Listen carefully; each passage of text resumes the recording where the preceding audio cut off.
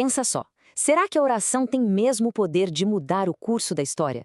Bom, lá em Apocalipse, capítulo 8, um dos textos mais incríveis e, vamos combinar, complexos da Bíblia, a gente encontra uma resposta que pode te surpreender.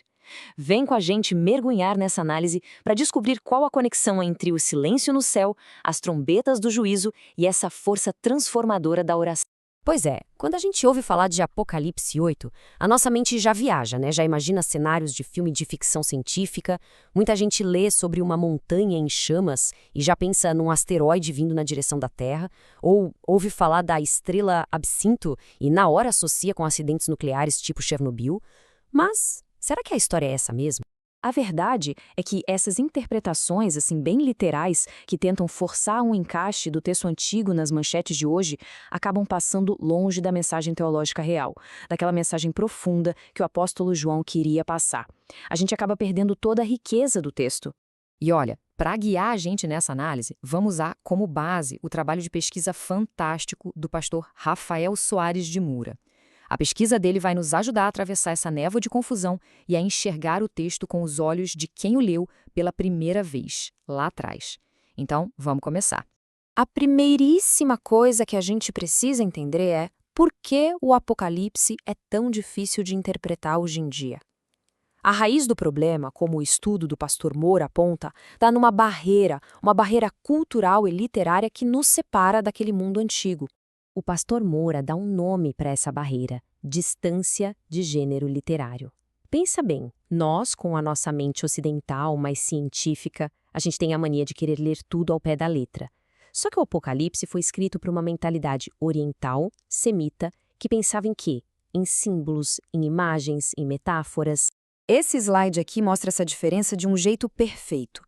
O erro moderno é ler sobre Saraiva e fogo e já sair procurando que tipo de arma moderna seria essa.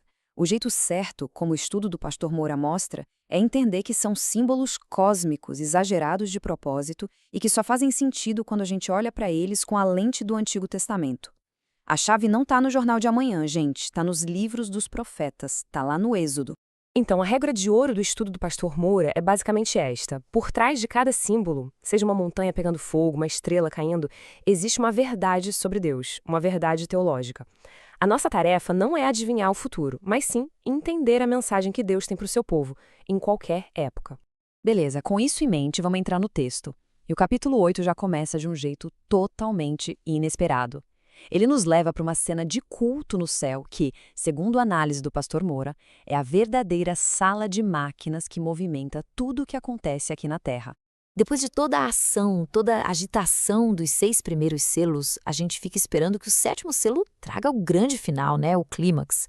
Mas o que acontece é o exato oposto, um silêncio profundo, dramático, por cerca de meia hora.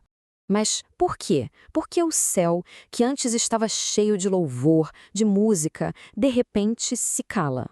O que poderia ser tão importante a ponto de silenciar os anjos e toda a adoração celestial? E a resposta, de acordo com o estudo do pastor Moura, é de arrepiar. O silêncio não é um vazio, é atenção absoluta. O céu inteiro para, a música cessa, porque Deus está se inclinando para ouvir o clamor do seu povo que está sofrendo aqui na terra. Pensa na força que isso tem. O pastor Moura descreve o que vem a seguir como uma espécie de física espiritual. É fascinante. Primeiro, as orações sobem, como se fosse um incenso, um aroma agradável a Deus. Em seguida, o mesmo objeto que levou as orações para cima, o incensário, é enchido com o fogo do juízo de Deus e lançado de volta à terra. E o resultado? A história é abalada. Os eventos aqui na terra são uma resposta direta ao que acontece no céu por causa da oração. E aí, como resposta a essas orações, a ação de Deus se manifesta através do toque de 7 trombetas. Mas, como o estudo do pastor Moura faz questão de frisar, essas trombetas não são só sobre destruição, não. Elas funcionam como um alarme divino, um despertador com um propósito.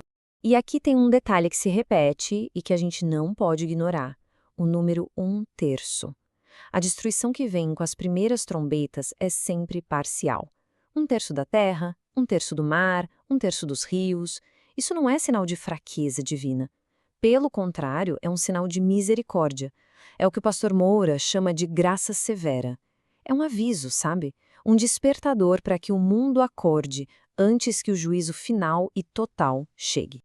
E aqui a gente volta a decodificar os símbolos usando o Antigo Testamento como nosso guia. A análise do pastor Moura mostra que absinto não tem nada a ver com Chernobyl.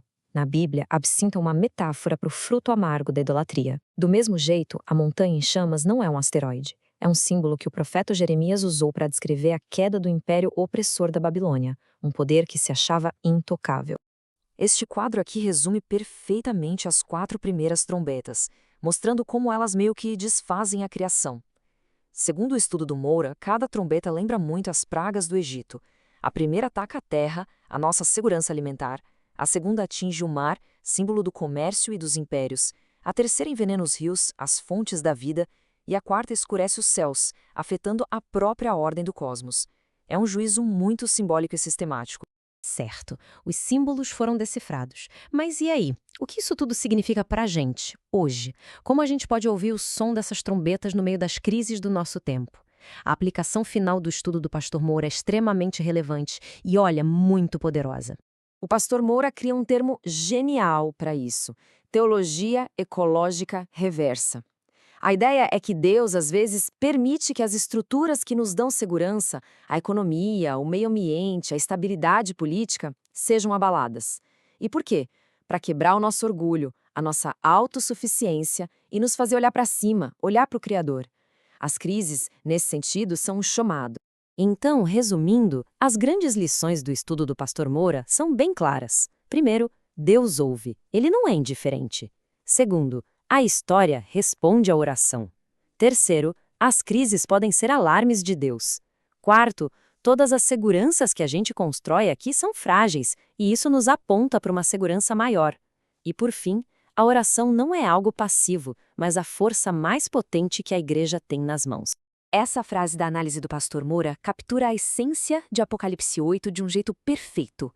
Aquilo que sobe ao céu, em sussurros de fé, em lágrimas de angústia, retorna à terra com a força de um trovão, com o poder de abalar impérios e de transformar a história. E a gente termina com essa pergunta para reflexão.